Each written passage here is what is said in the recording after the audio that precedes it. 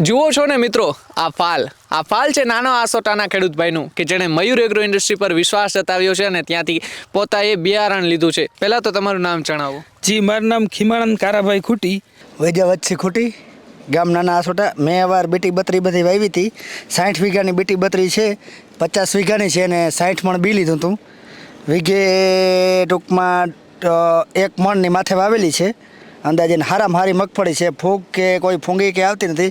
મેં ફૂંગીને કારણે બીટી બત્રી વાવેલી છે. અવાર અચ્છા, આજથી 5 વર્ષ પહેલાંનો હું મયુર એગ્રામાંથી મગફળીનું બી ખરીદું છું અને મારે વીઘે 30 થી 35 મણનું ઉત્પાદન આવે છે દર વર્ષે.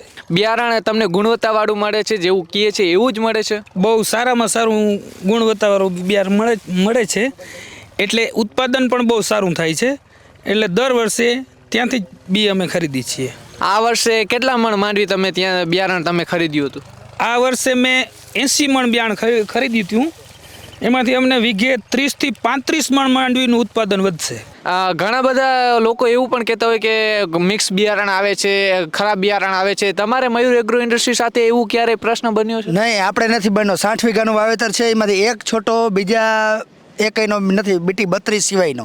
તો તમને શું શું તફાવત જોવા મળે છે બે બિયારણ વચ્ચે? બે બિયારણ વચ્ચે એ મળે છે કે બીજામાંથી તમે ખરીદો ને તો અડધું ટૂંકમાં આપણે બીટીનું કહીએ, અડધું બીજું બિયારણ આવે. અને બીટીનું આપણે કહીએ ને લોકો અડધું બિયારણ બિયાજા. આ છે ને એ મેં આખા ખેતરમાં વાવેલી છે ને, બીટી 32 સિવાયનો એક છોટો નથી. ટૂંકમાં આમાં વાવેલ એક